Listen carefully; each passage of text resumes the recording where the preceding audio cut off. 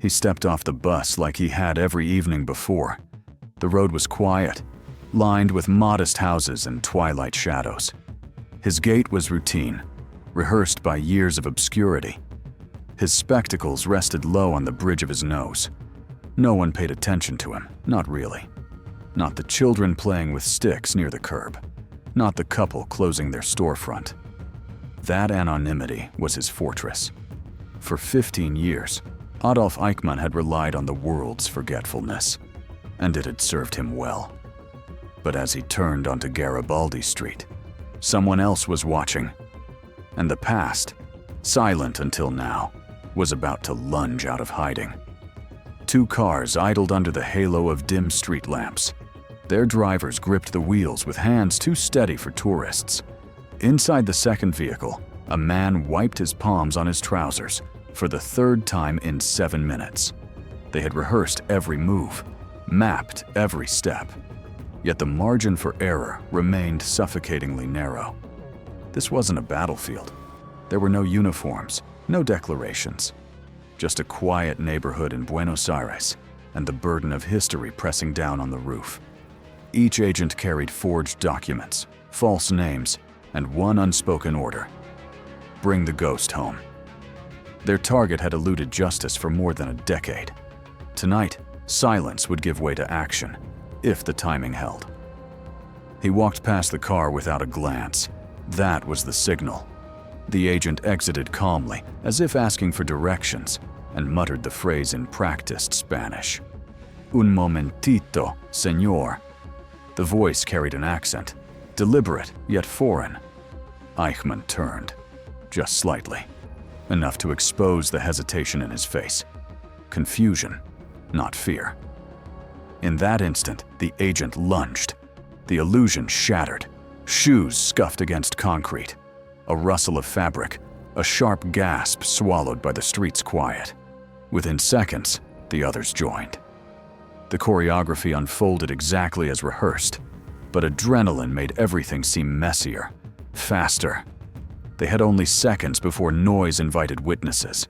The man beneath them struggled. They couldn't let him scream. He kicked, twisted, tried to shout. But the shout caught in his throat as a hand pressed hard across his mouth. Another pulled his arms backward, too fast, too violently. His glasses flew to the side, landing somewhere in the gutter. The agents felt the panic rise, not in Eichmann, but in themselves. A nearby dog barked. A light flicked on down the block. One of them thought he heard a door creak. Time began to distort, stretching each second like elastic. One agent wrapped the cloth around Eichmann's face. The other yanked his legs into the car. The body was heavier than expected. Dust clung to them all. The only sound now was breathing. Rapid, shallow, animal. Inside the back seat, the man was bundled beneath a coarse blanket. His breathing was audible, sharp, fast, then slowing. They hadn't yet said his name, and he hadn't said his. That was part of the psychological game. Let silence hold the truth. One agent pressed a knee against Eichmann's legs to keep him still. Another watched the mirror, waiting for sirens that never came. Outside, the city moved on. Trams in the distance, laughter from a window, music drifting from a radio upstairs. But inside the car, time folded inwards. In that stillness, no one spoke. Not out of discipline, but because each man knew the mission had begun, and it could still go very, very wrong. Across the street, a curtain fluttered back into place.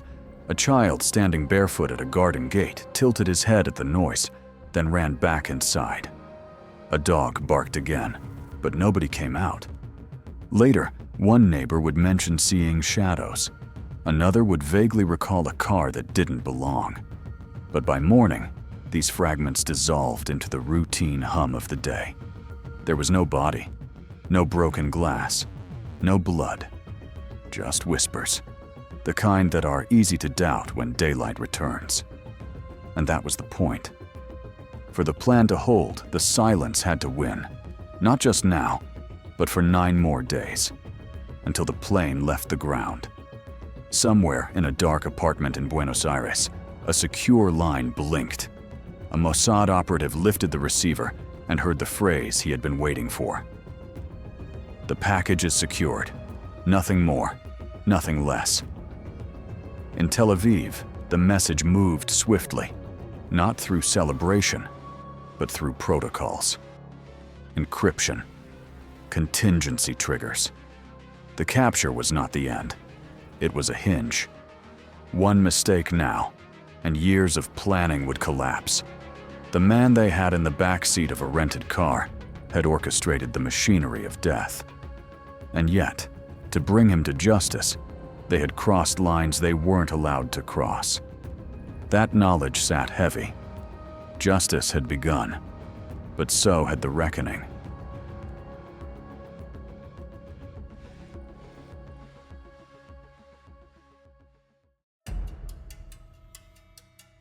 Ghosts in exile. In the spring of 1945, Berlin collapsed under Allied fire. Its streets turned to ash and silence. The Third Reich, which had once paraded its banners across continents, disintegrated in a haze of smoke and surrender. Amid the rubble, as civilians huddled in bunkers and generals plotted suicide, another tide moved quietly beneath the chaos: the escape of men who had built the machinery of genocide.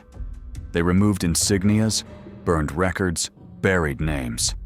The world celebrated victory, but in that same moment, the architects of the final solution began to vanish into the detritus of defeat. Adolf Eichmann, one of the most pivotal engineers of industrialized murder, slipped from view like a ghost, not gone, but unaccounted for. By June 1945, Eichmann had been caught, not by justice, but by chance. Detained by US forces near Ulm, he gave the name Otto Eichmann, one among thousands of surrendered German soldiers. No rank, no past, no reason to raise alarm.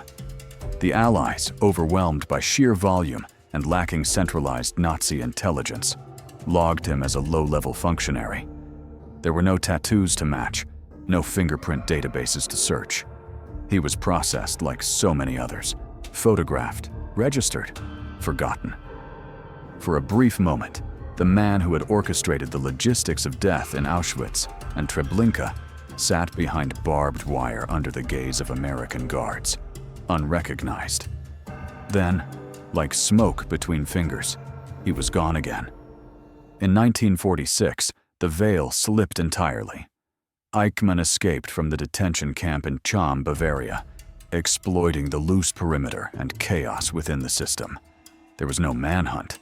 There wasn't even a realization of what had been lost. He simply disappeared. The war was over, but the infrastructure of post-war justice was thin, patchy, and often blind. As trials began in Nuremberg, the ghost of the logistics chief vanished into post-war Europe. He changed uniforms, locations, aliases. He no longer traveled as a man who had killed. He moved as one who knew he had to become forgettable. In a continent of displaced persons and fractured authority, the space between guilt and anonymity widened, and Eichmann walked through it. He called himself Otto Henninger now, a traveling worker, a refugee, a nobody. He floated between Austria and northern Italy, staying near Red Cross shelters and refugee camps, never long enough to be noticed. He had no real papers, only fragments, forgeries, borrowed scraps of identity. And yet in the haze of post-war bureaucracy, even these sufficed. Authorities had bigger problems than tracking ghosts. The lines for food were longer than the lists of war criminals.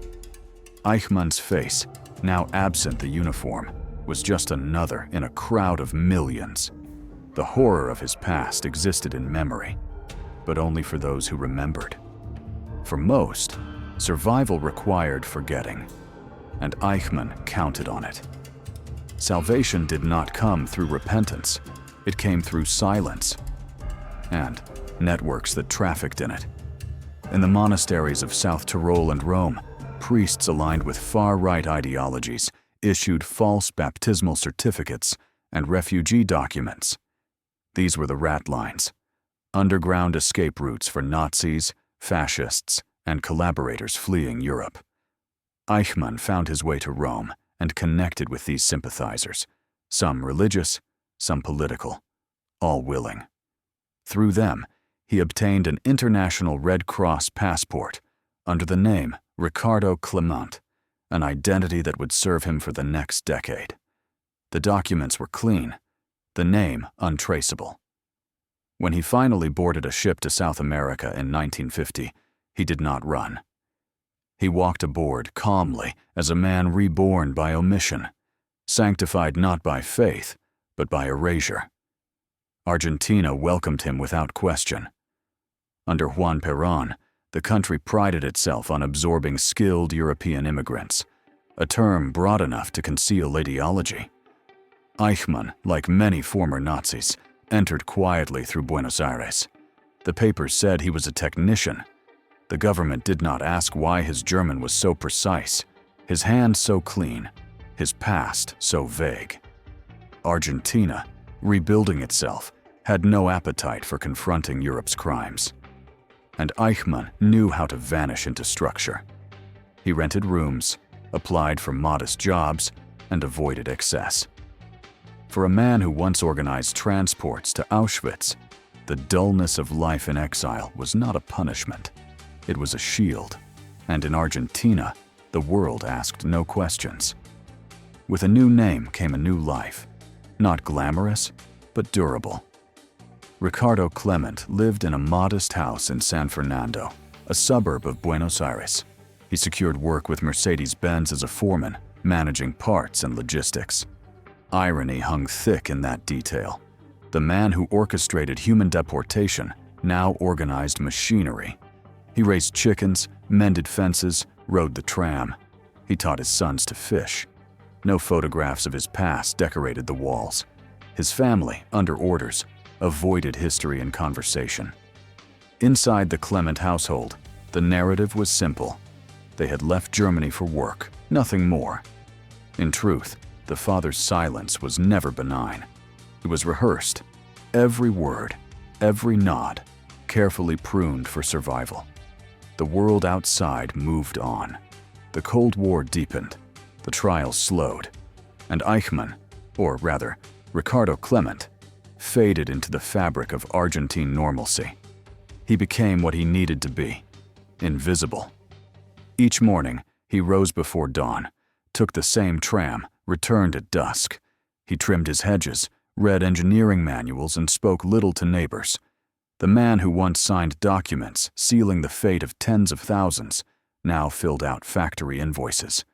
He was no longer hunted. He was simply not seen. But survival like this came at a cost. The routine numbed something, not remorse, but recognition. As the years wore on, even Eichmann began to believe in the fiction he had created. The past hadn't been denied. It had simply been edited out of daily life. But history rarely forgets what it's owed. In the late 1950s, a ripple began, faint, uncertain, but persistent.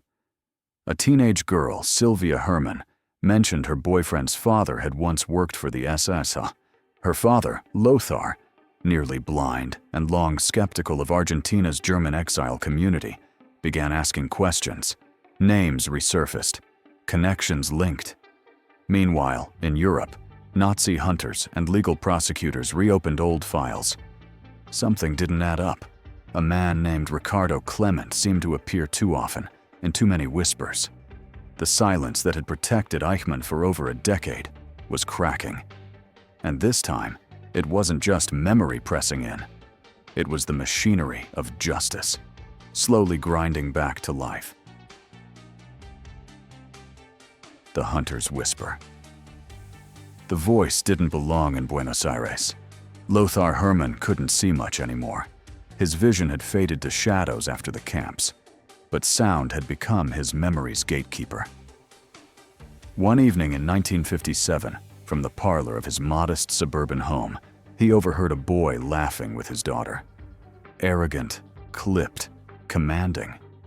Not the voice of a teenager raised on Argentine soil. It was sharper, older.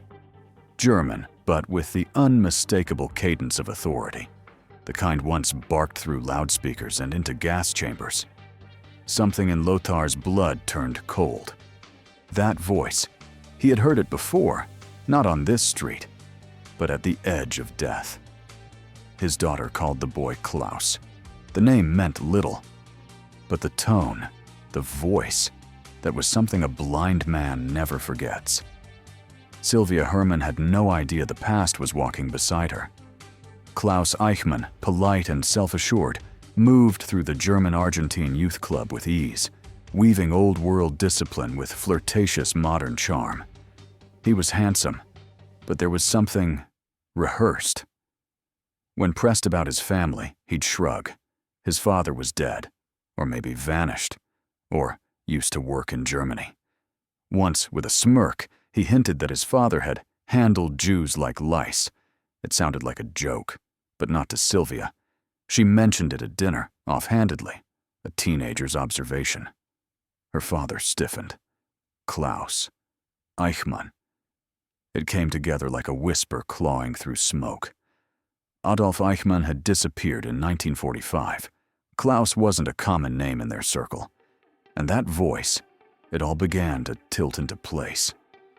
Lothar Hermann lived in shadows, but he wrote with startling clarity. His hands trembled as he put pen to paper, addressing the first letter to the West German prosecutors in Frankfurt, the second to a Jewish aid organization, and a third, more desperate still, to an Israeli contact in Vienna. He described a boy named Klaus, whose father might be hiding in Buenos Aires under another name. He asked questions wrapped in trembling conviction. Could Adolf Eichmann have a son here? Could Eichmann himself be here, now, in this neighborhood? No one replied at first. Hermann, a Jewish survivor betrayed once by silence, now risked his family, his life, to pierce it. He didn't want reward. He wanted recognition that evil hadn't vanished. It had merely adapted, moved next door. Fritz Bauer, the prosecutor in Frankfurt, knew two things. Germany was rebuilding, and it was doing so on fragile ground. Hermann's letter landed on his desk like a relic from the grave, echoing a truth the new republic preferred to bury. Bauer read it twice, then once more, letting the implications settle like ash.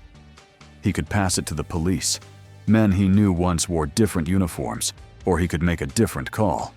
Trust was a dangerous currency.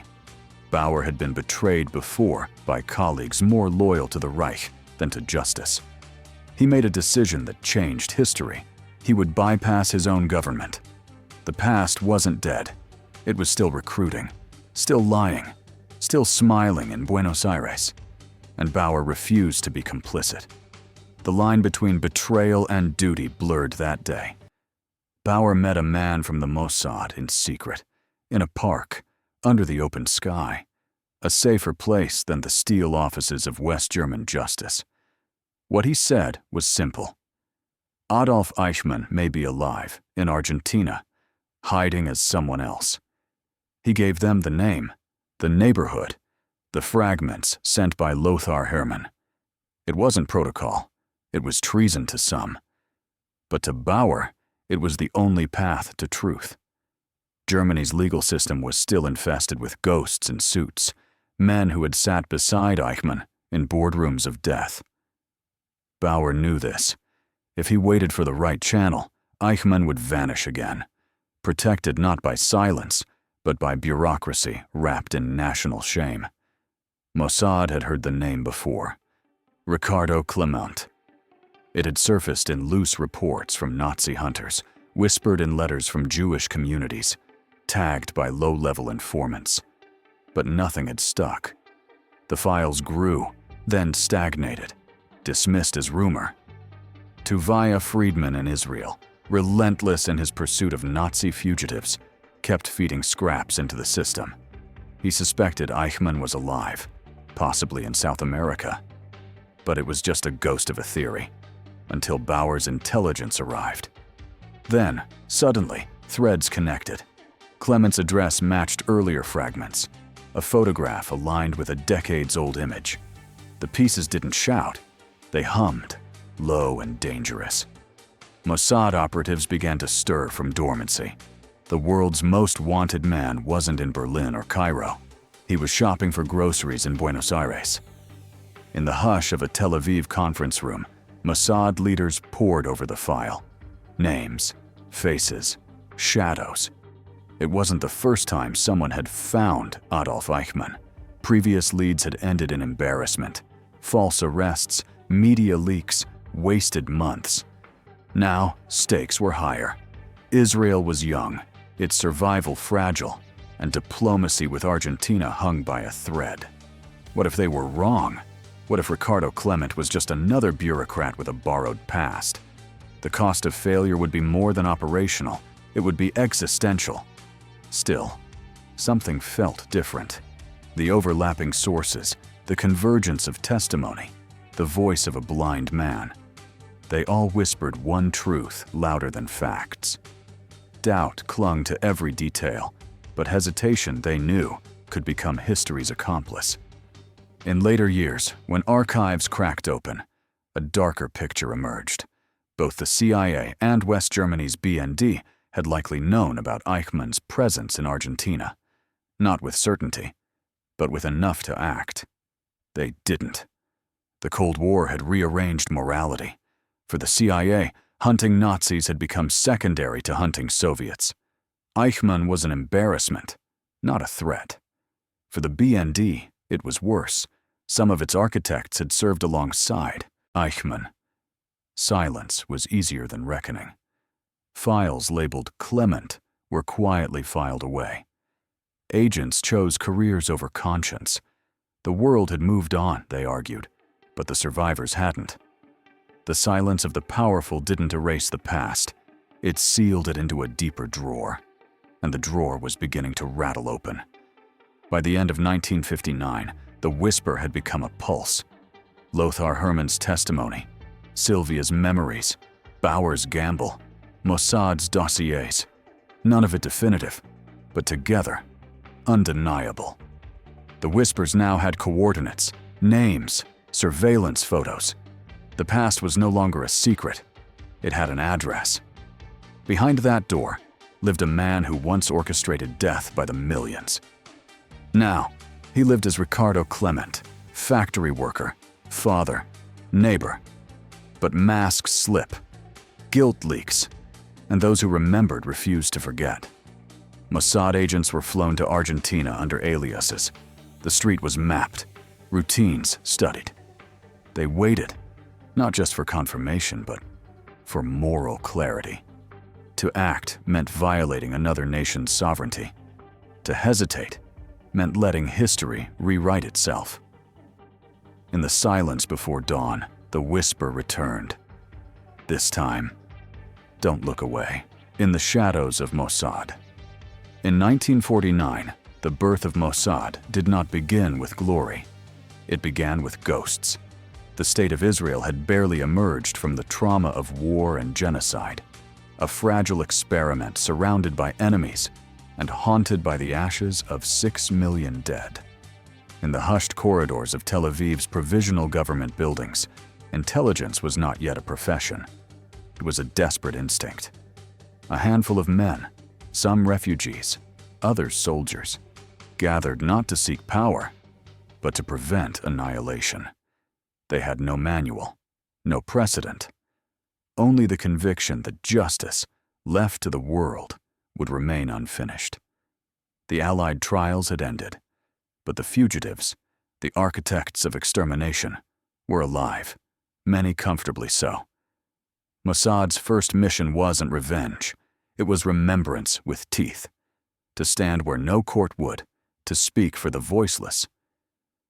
In silence, a service was born, not with a trumpet, but with a whisper. Never again will we wait.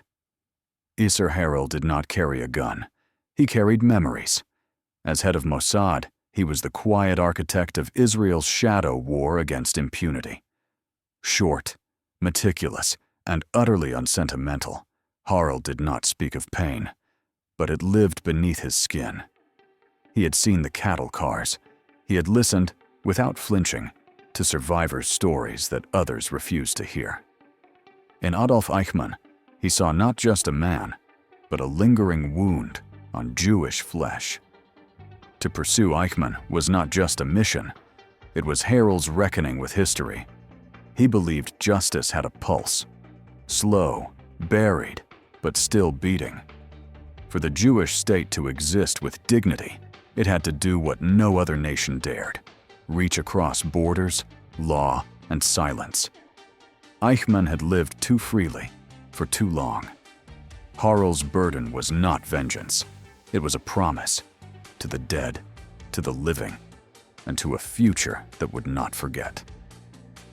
Inside Israel's young Knesset, the question cracked like thunder behind closed doors. Could a nation founded on law violate it for justice? Mossad's plan to abduct Eichmann stirred something ancient. Rage tempered by law, grief conflicted by diplomacy. Foreign ministers warned of global fallout. Argentina was a sovereign state. Kidnapping Eichmann would make Israel a rogue actor. Yet others asked, what court had punished him? What law had found him? In Eichmann's freedom there was no justice, only delay.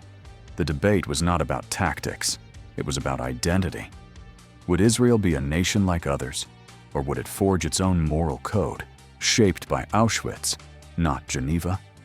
Some feared that vengeance disguised as law would poison the new state's legitimacy. Others believed legality had failed the Jews once before, and that history would not be appeased by permission. In every voice, a tremor, not of disagreement, but of inherited betrayal. Isser Harel authorized the mission without ceremony. No vote, no announcement, only silence. Not even his cabinet colleagues knew. It was too dangerous, too exposed. Operation Finale, as it would later be named, moved forward under a false skin. No uniforms, no insignias, no Israeli footprint. If it failed, Israel would deny it. If it succeeded, history would whisper. This was not a military action. It was something older, like a tale from exile, where justice had to wear a mask. Harel knew the risks. He also knew the stakes. Eichmann had been a ghost for 15 years. To catch him required becoming shadows. The team would be civilian in dress, but not in memory. They would vanish into Argentina like smoke into trees. No guarantees, no backup. Just the knowledge that one man's disappearance would ripple across the world, and that it must look like nothing at all. They were not chosen for rank. They were chosen for silence, for the way they carried grief like muscle, not weakness. Some had lost family in the camps. Others had seen Europe burn and swore never again. These were Mossad's ghosts, agents not just skilled in espionage, but forged in absence. They spoke fluent Spanish, German, silence. Their cover stories were flawless, but what mattered most could not be faked. Memory. They were handpicked by Harel because they would not hesitate, not falter. Not because they hated Eichmann, but because they remembered what he did, and what was never punished. Some questioned whether emotion would cloud judgment. Harel believed the opposite. That pain, if buried deep enough, becomes discipline. In the dossiers of selected operatives, there were no medals, only pages stained by history. These were not soldiers. They were survivors who had learned to hunt, not for blood, but for a reckoning. Justice this time would need lies. Maps were drawn. Safe houses secured under false leases. A doctor, posing as a tourist, would sedate the target. Identity papers forged, not in desperation, but with bureaucratic elegance. Every detail mattered. The flight route, the timing, even the rain in Buenos Aires. Argentina could never know. The mission had to look like life going on. Operation Finale was illegal, but it was, in every layer, moral. This paradox defined Mossad's planning: how to commit a crime that restored law, The agents knew, if caught, there would be no trial, no negotiation. They were not diplomats. They were ghosts, breaking international norms for an ancient justice. In Tel Aviv, the plans were rehearsed not with bravado, but with precision. A single mistake could destroy the state's credibility. But they accepted it, because sometimes the line between right and legal is not crossed, it's drawn with purpose. Before they boarded planes or packed suitcases, each operative swore an oath, not to Israel's flag, but to the silence of the mission. They could tell no one, not even family. If captured, they would be disavowed. If successful, they would not be named. Mossad understood this was not a job. It was a covenant with memory. Their silence would protect not only the mission, but the moral fragility of the state they served. Israel was young, still scrutinized, still proving its place. Any exposure could rupture diplomatic ties, endanger Jewish communities abroad, or spark retaliation. The agents understood this, and yet, they went. Not for glory, not even for justice in the abstract, but for a name, Eichmann, and the buried voices behind it. The oath was not made with hands on hearts. It was made with eyes steady, faces still. In silence, they chose to disappear, for a truth the world had let vanish. Buenos Aires wore its darkness like a tailored coat. On the surface, boulevards, cafes, and whispered tango music. Beneath it, a city teeming with secrets. Argentina had become a haven for Nazi fugitives, drawn by friendly policies, sympathetic officials, and the sheer indifference of distance. Eichmann lived here in plain sight, as Ricardo Clement, working at a Mercedes-Benz factory, raising a family. For Mossad, the city was not foreign. It was hostile. Embassies kept watch. Police could not be trusted. Neighbors might report accents. The agents moved through this world carefully, adjusting their posture, inventing names, practicing patience. One wrong encounter could collapse everything. And yet, the strangeness was familiar. Many had fled cities like this before. Now they had returned, not as victims, but as witnesses. To find Eichmann in Buenos Aires was not irony. It was inevitability. The past had not disappeared. It had simply changed addresses. By early May 1960, the safehouses were in place. The car was ready. The flight scheduled. Every detail rehearsed like theater with no audience. And yet, the air hummed with risk. Buenos Aires was starting to feel warm, not with summer, but with scrutiny. There were whispers that a German was being watched. A neighbor had noticed men coming and going. One agent coughed too loudly. Another lingered too long. Harel knew. The mission had reached its tightest point. Success was now less a plan and more a breath held in unison. One phone call, one surveillance slip, one consulate whisper. That's all it would take. The agents slept little. They rehearsed endlessly. Yet nothing could prepare them for the moment itself. Because history doesn't wait for perfect timing. It only asks, were you ready when the truth arrived? And the answer, hanging like fog, was about to be tested. The operation plan. Garibaldi Street didn't look like a place where history would change. It was quiet, modest, forgettable. The kind of neighborhood designed to blend into itself. But to the Mossad team on the ground, it was sacred ground. This was where the architect of death took evening walks. This was where Adolf Eichmann lived, not in exile, but in routine. Agents watched him from parked cars, grocery shops, and street corners. They noted everything: his gait, the time he stepped off the bus, the way he carried his briefcase, the sound of his front gate squeaking open. He was predictable, a bureaucrat even in hiding. That was what made him vulnerable. They sketched his habits like cartographers mapping guilt. Every turn he made became a line in their invisible grid. And in those silent days of observation, a portrait formed, not of a monster, but of a man who believed he'd vanished. It wasn't enough to suspect. Suspicion could not justify an international abduction.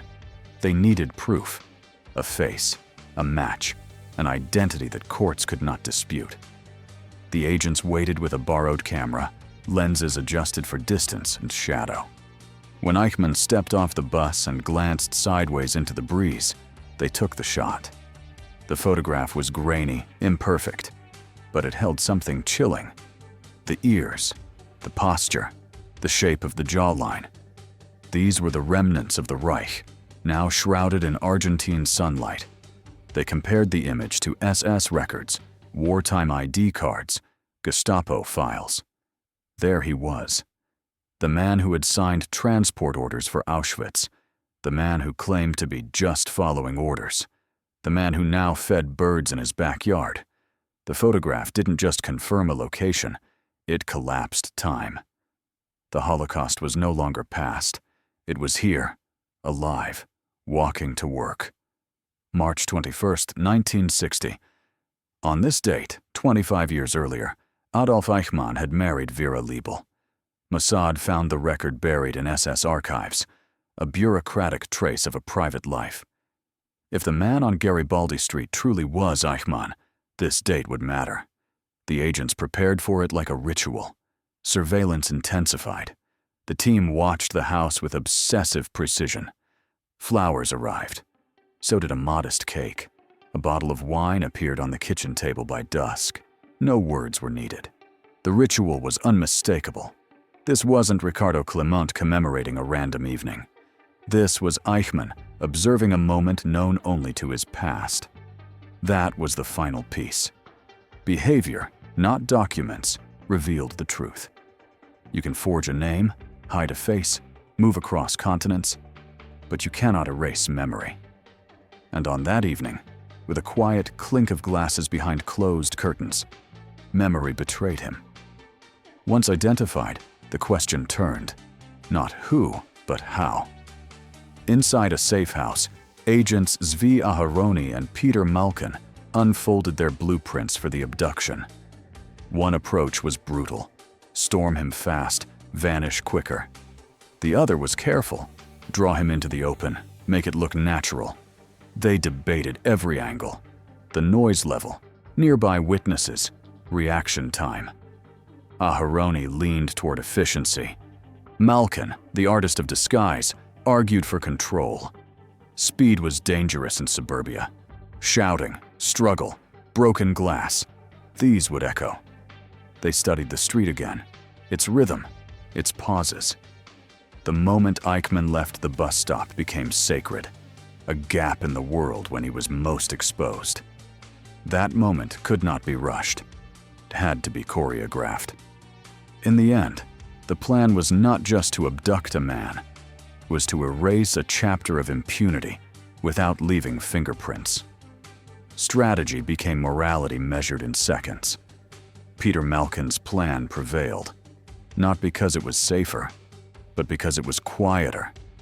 The broken-down car routine would offer the illusion of randomness, a stalled vehicle, a man asking for help. Eichmann, by habit, walked that route home. It would take only a moment to intercept. The brilliance lay in its softness. No masks, no weapons drawn. Just a question, a pause, a door opening, then silence. It lowered the threat profile and elevated the control. The plan was psychological theater. Eichmann wouldn't run if he didn't sense a trap. By the time he did, it would be too late. There would be no violence unless provoked, no trace unless discovered. Malkin knew that the success of Operation Finale would not rest on brute strength. It would hinge on anticipation, on whether a man thought he was safe enough to keep walking home. That was the bet. Iser Harl listened to the final briefings in silence. He asked few questions. He had already asked them in his mind 1,000 times. Every street turn, every cover identity, every potential leak. Weighed and reweighed. On May 10, 1960, he gave the order. The operation was greenlit. Agents had been assigned their roles: the extraction team, the backup crew, the drivers and sedatives, the doctors and fallback channels. No detail was trivial. If Eichmann screamed, there was a plan. If a local police patrol appeared, another plan. If anyone recognized them, yet another. Each operative carried a new name, a new story. Their old lives were placed in stasis, unreachable until this was over. Harel did not inspire with speeches. He inspired with clarity. In his final words, there was no glory promised, only this: "You will return if you succeed. If you fail, we never spoke." Espionage is not war. It is math done in fear. Mossad drew layers of contingency like circles of fire. Plan A, Plan B, Plan C. If Eichmann resisted, there were sedatives.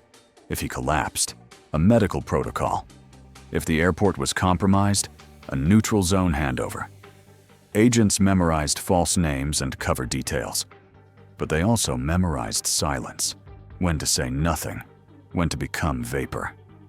They drilled the arrest procedure 100 times until it became muscle memory. But it was still human. Humans sweat. Humans slip. Even the car license plates were replaceable within minutes. The safehouses had escape tunnels. The fallback identities had fallback identities. Risk, Harel reminded them, is not avoided. It is calculated, anticipated, absorbed. And yet every agent knew. One scream, one bystander, one unlucky turn could bury not just the mission, but Israel's credibility. The margin was razor thin and closing fast. By early May, silence became a kind of gravity. The agents rehearsed each step, each gesture. But rehearsal is not reality. Reality smells different. It trembles under the skin. They lived inside rented homes with drawn curtains, whispering their lines into mirrors, dreaming of failure. Malkin sharpened his reflexes. Aharoni paced hallways.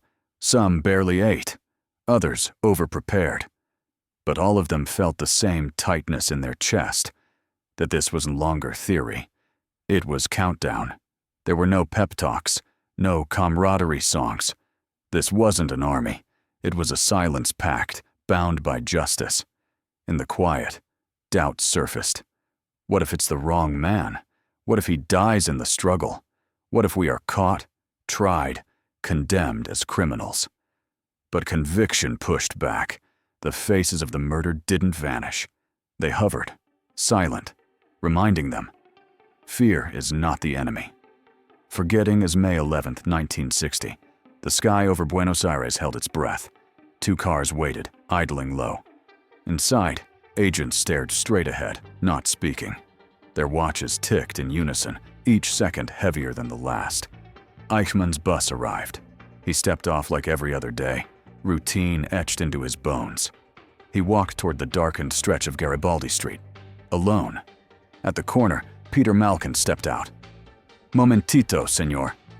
The phrase was soft, rehearsed, just loud enough to pause him. Eichmann turned. In that second, time split. One world continued, of innocence, routine, vanishing Nazis. The other surged forward, of justice hunted down in silence.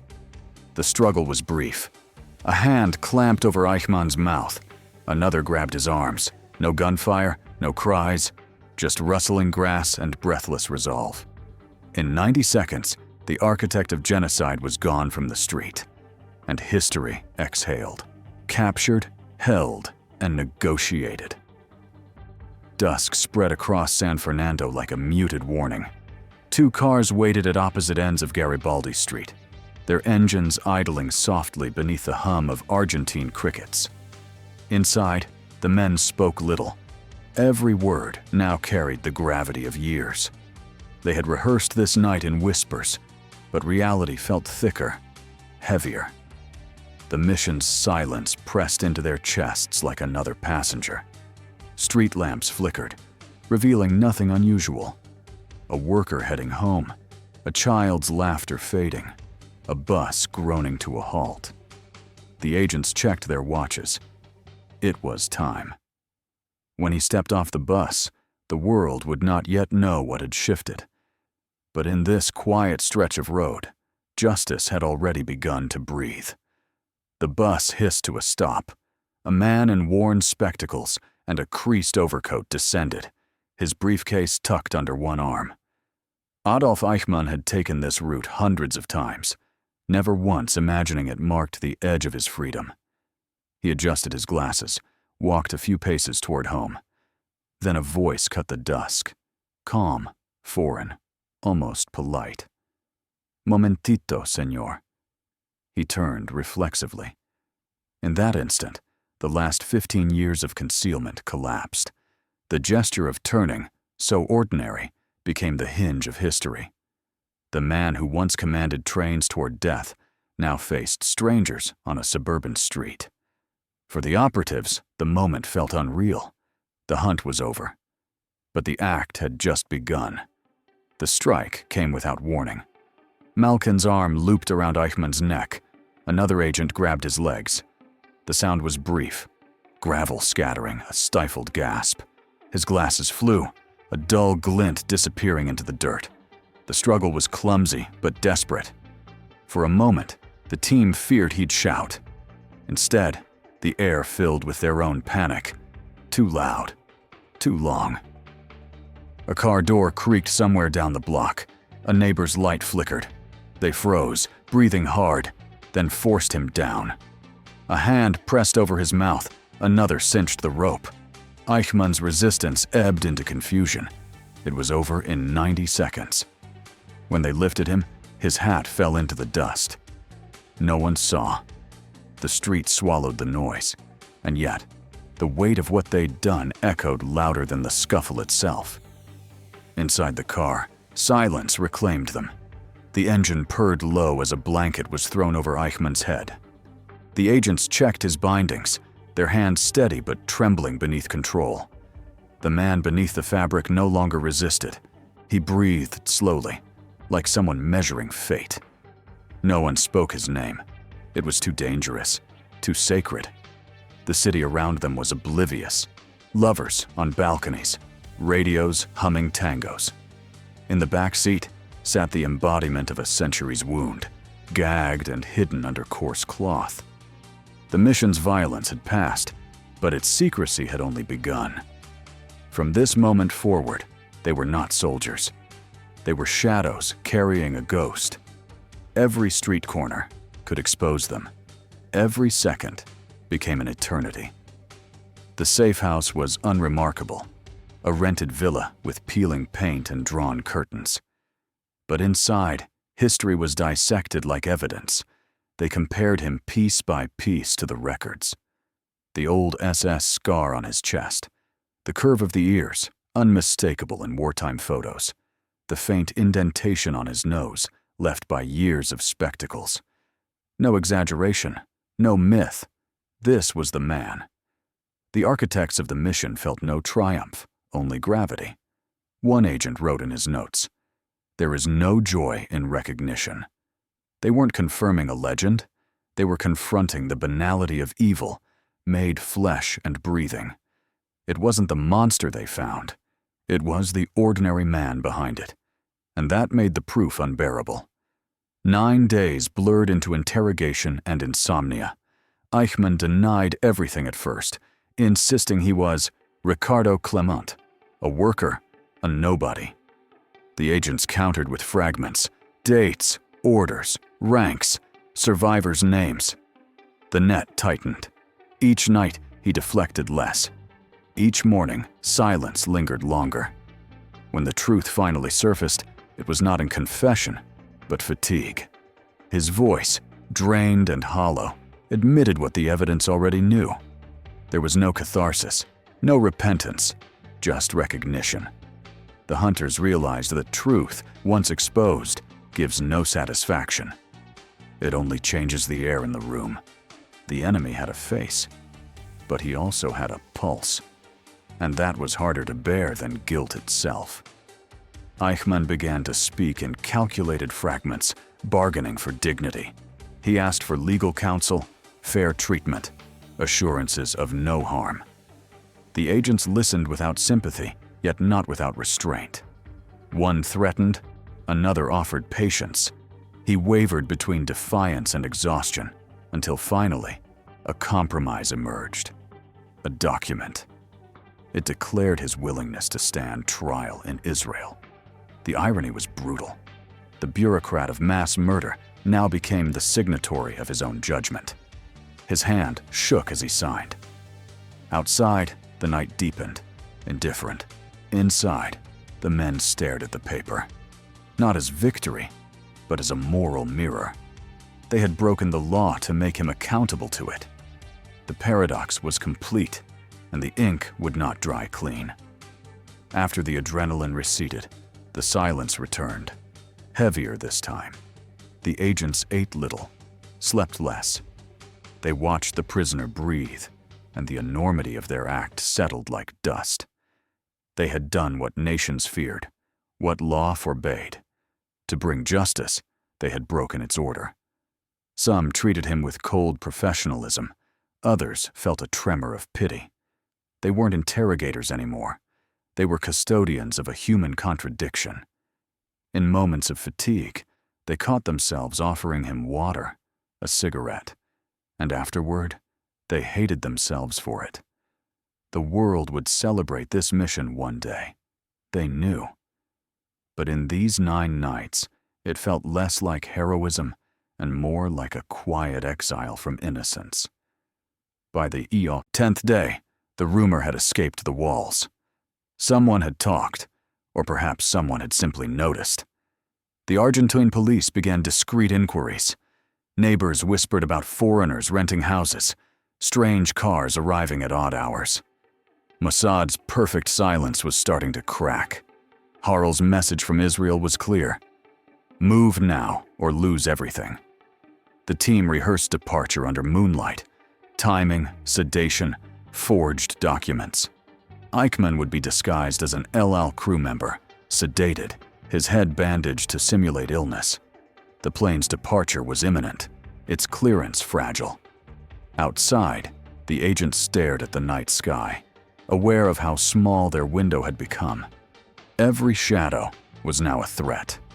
Every second, a countdown. They had captured history, but escaping it would require an even greater act of invisibility, flight across borders. They dressed him deliberately, with surgical precision. Under soft lights in a Buenos Aires safe house, Eichmann was stripped of disguise and given a second skin. A forged El Al technician's uniform under the alias Ziv Zichroni. The seams bore labels from counterfeit Israeli suppliers. The cap slid down over his ears. The ID badge read a name that existed only on paper. In that moment, a hunted man became invisible crew. He would walk through international checkpoints not as a criminal, but as someone already trusted, or at least expected. The transformation was not just physical, it was symbolic. To abduct justice, one must first embody deception. Yona Elian, Israel's discreet anesthesiologist, stood in the dim corridor, scalpel-steadied hand holding a syringe. He injected a measured dose into Eichmann's vein. Sedation enough to mute protest, but Sinilda enough to maintain vital signs. The prisoner slumped, eyes half-lidded, his world narrowing to sound and breath. His comfort in that haze mattered. Too much sedation risked death. Too little would invite panic. The uniform hung limp on his frame now.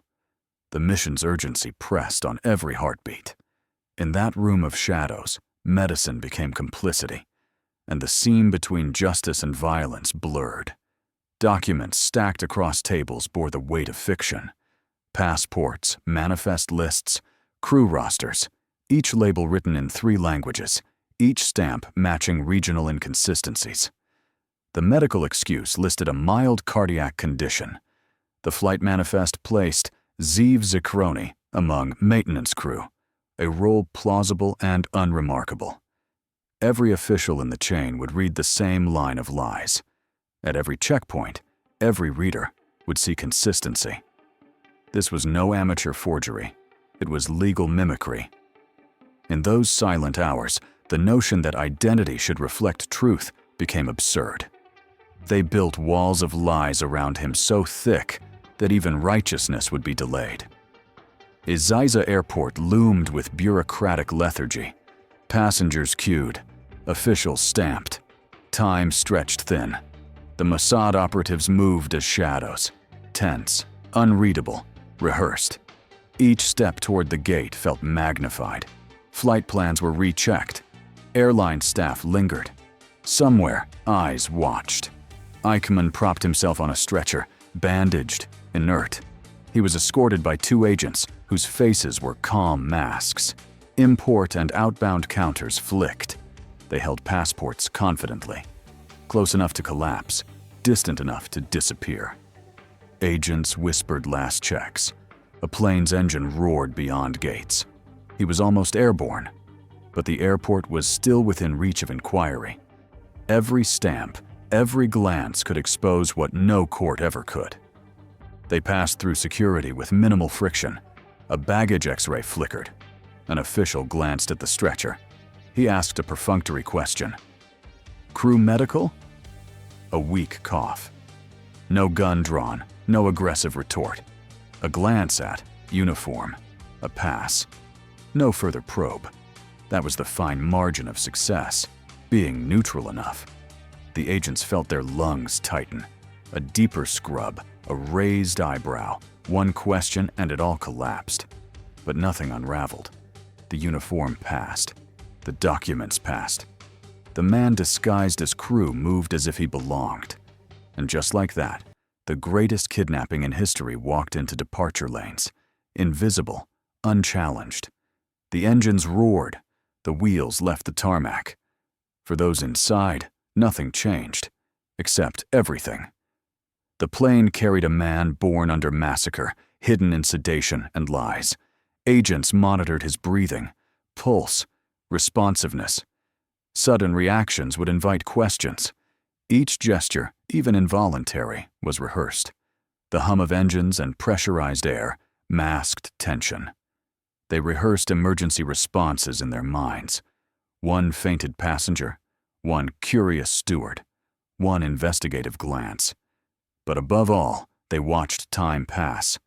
The mission, abduction, not execution, rested on precision. And as the plane ascended into darkness, they knew the real flight had just begun. At Dakar, under African night sky and airport halogen light, everything risked exposure. The plane refueled, crew rotated, ground staff inspected. Agents held their breaths. Sedation levels were fine-tuned. Documents resurfaced. Officials passed by the hatch. The alias had to carry. One inspector scratched a list. An agent feigned fatigue. No one flicked a xenophobic stare. For those minutes, Eichmann sat like a corpse in transit. Alive, but inert. The cover stories held. No one asked where his uniform came from. No one registered his eyes behind bandages. The narrowest of margins held. And when the engines finally purred again, the thin ice cracked, but didn't shatter. The flight crossed continents, and with it, politics caught fire. Israel's spokesman called the captors private volunteers. Ben-Gurion declared it a moral imperative. Criminals must face judgment. Argentina responded with outrage, accusing Israel of violating sovereignty. Diplomatic cables flared. At the UN, Argentina lodged formal protests. A resolution would follow, condemning the abduction as breach of charter. Yet, global public opinion began to shift. The Holocaust's scale refused conventional discourse.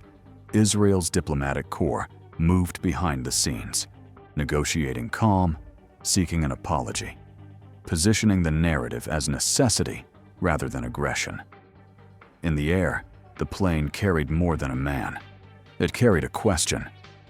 Do crimes that outraged humanity authorize acts that outrage international law? Eichmann floated midair, neither captive nor free. The moment of arrival promised custody, but not legitimacy. International law lacked scripts for such a case. A kidnapped man could sue procedure before respect. But here was a judge bound not by place, but by conscience. Would the world accept a trial framed by an act of violence? In that suspended hush between continents, Israel's gamble hung in the balance. Justice in one hand, sovereignty in the other. And the world watched for which it would choose: trial, legitimacy, and backlash. On May 22, 1960, the world paused. From Berlin to Buenos Aires, the same name echoed through radios and newspapers: Adolf Eichmann. Prime Minister David Ben-Gurion's voice carried the weight of decades as he announced to the Israeli Knesset. Eichmann was in custody. The architect of the Holocaust's logistics, the man who had disappeared into the shadow of post-war silence, had been found. The global reaction was immediate and electric, and divided. For Holocaust survivors, it was a moment long denied. For Argentina, it was a diplomatic earthquake. How had Israel found him? How had they crossed a continent to seize him? And most dangerously, what precedent had they just set? Behind every celebration lurked a question about the means. The trial had yet to begin, and already its legitimacy was on trial. Eichmann's defense attorneys argued not morality, but sovereignty. By what right, they asked, does a nation abduct a man on foreign soil and claim jurisdiction? The courtroom transformed into a battlefield of legal philosophy. Israel responded with moral gravity. The crimes were universal, the suffering unbounded by borders. But legal scholars around the world hesitated. International law had rules, and exceptions carved in the name of justice were dangerous blades. Could justice ever be pure if born of illegality? The Israeli judiciary faced a painful dilemma: to risk invalidating a historic trial on procedural grounds, or to declare, with finality, that some crimes pierced the veil of sovereignty itself. April 11, 1961. A small courtroom in Jerusalem became the theater of human reckoning. Behind a glass booth sat a man whose face betrayed no remorse, no triumph, only the beige anonymity of a bureaucrat. Adolf Eichmann, the planner, the handler, the silent courier of death. But the true power in that room came from the witnesses. 112 Holocaust survivors stood, not as victims, but as voices. They spoke of cattle cars and lost children, of gas chambers and vanished names. Their words did not accuse just one man, but a world that had turned away. The trial became more than a verdict. It became testimony stitched into history.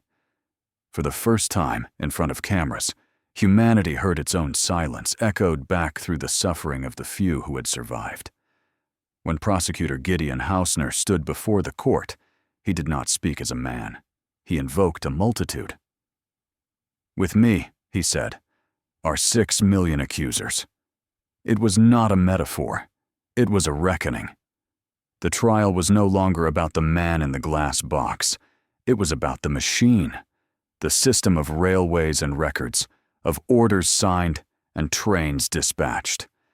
Eichmann had not fired a bullet or pulled a lever, but his signature had traveled across continents and consigned families to ash.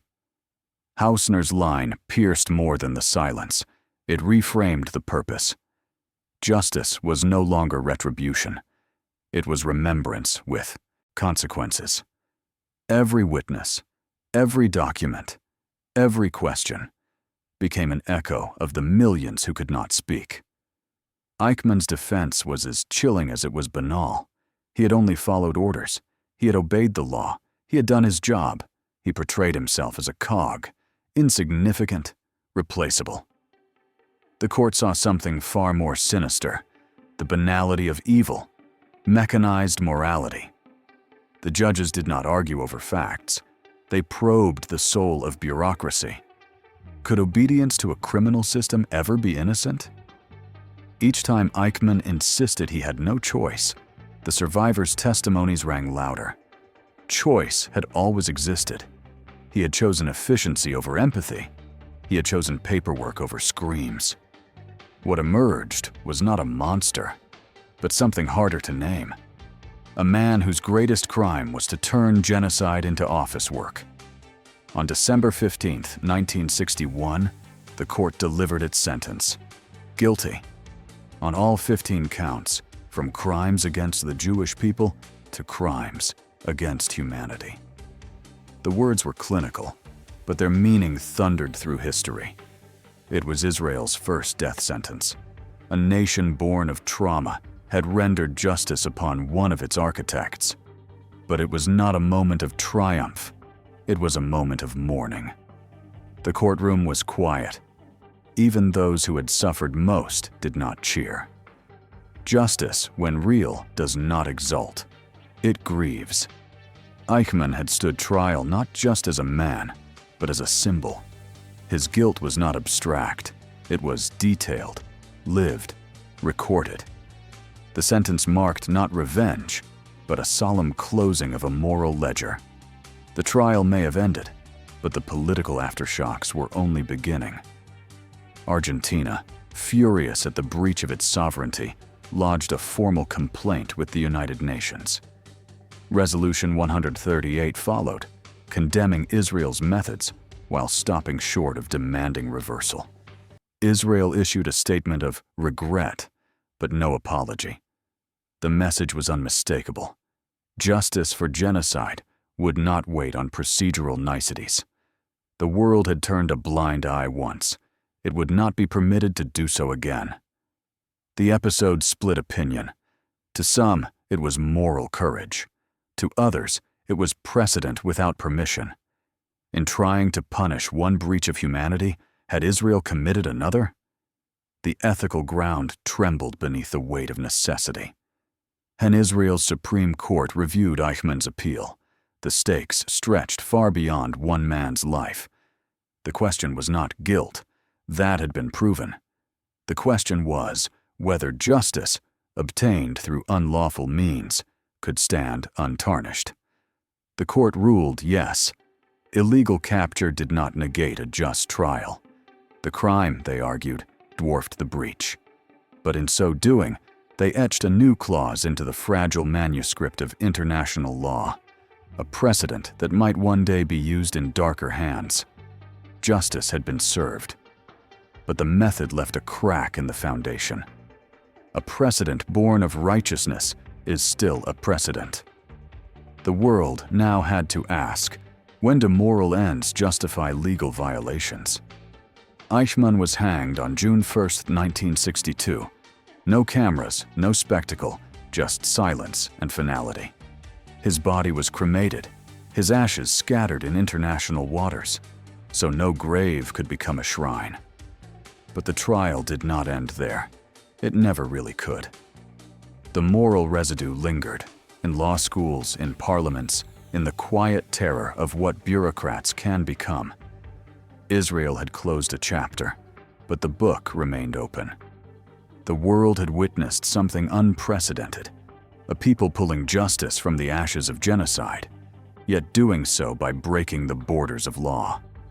And so the final question, quiet but insistent, remains.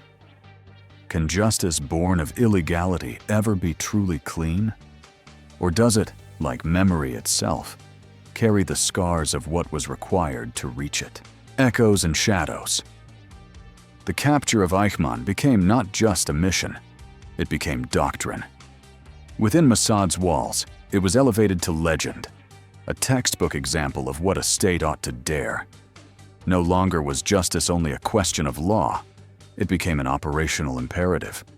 From that moment, daring became institutional. The memory of the operation shaped Mossad's identity for decades. Boldness, secrecy, extrajudicial reach. Risk was no longer embarrassment, it was a badge. To future operatives, Mossad whispered, "This is how we do what must be done." That captured ghost became the ghost in our machinery. For years, their names had nowhere to go. The operatives who abducted a man across continents worked in shadows so deep that even their families rarely knew. Their identities remained classified, shielded by state secrecy, preserved as legend more than memory. They were acknowledged with medals, silent nods, occasional offhand reference, but never named. This silence became part of the mission's myth. If history praised the act, it disavowed the doers. Their absence from public record was deliberate, to let the mission stand alone, untethered to flesh and blood. Within Israel's archives, the records on Operation Eichmann sat behind pages blacked out in red ink.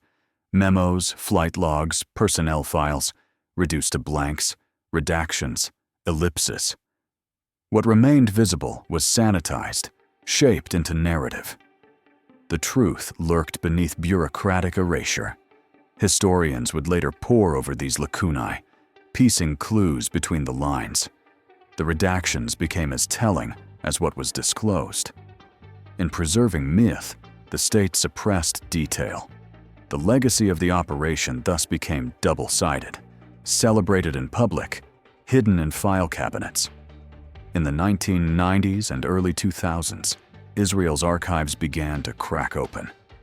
Documents once sealed by national security were released. The anesthesiologist who sedated Eichmann, the pilots who flew him, the agents who trailed him in Buenos Aires. Names surfaced. Flight manifests, operational memos, coded dispatches became public. The ghosts gained flesh in print. Memory, once locked behind silence, now confronted accountability. But the revelations were partial. Many identities and decisions remained protected. The unveiling was not total truth. It was truth tempered by discretion. History cracked, but did not shatter. They say justice must transcend borders, but when it violates those same borders, what happens to sovereignty? In courts and debate halls, the Eichmann case remains a haunting equation. The triumph of capturing genocide's logistician collided with the principle that states mustn't abduct foreigners. Is justice absolute or bound by law? Nations wrestle with the paradox. To punish the cruel, they broke the rules. That contradiction endures. In every rendition, every covert extraction invoked the shadow of Eichmann's trial. The line between justice and transgression remains porous and painful. When Eichmann claimed I was following orders, he exposed the mirror of human complicity. He refused agency, surrendered moral choice. His words became a cautionary echo. The danger of bureaucrats who believe that duty absolves cruelty. The trial made that echo public. Generations later, it resonates in militaries, institutions, regimes. His defense was not just personal, it is universal. In that courtroom, Eichmann bequeathed to the world a moral riddle. How do we condemn obedience when it hides behind uniforms? In later decades, as states pursued extraordinary renditions and covert abductions, they looked to Eichmann. That mission became precedent, cloaked in righteousness. Guantanamo detainees, CIA flights across borders, black site extractions. They invoked lessons from Mossad's playbook. The logic: Hitler's architects could be abducted, so modern fugitives may be snatched. But each case compounds the paradox. How many more will justify breach in pursuit of perceived justice? The ghost of Eichmann lives in every case that crosses law to punish crime. The world applauded Israel's moral audacity. The Holocaust itself had demanded a bold response. But the applause came with cost.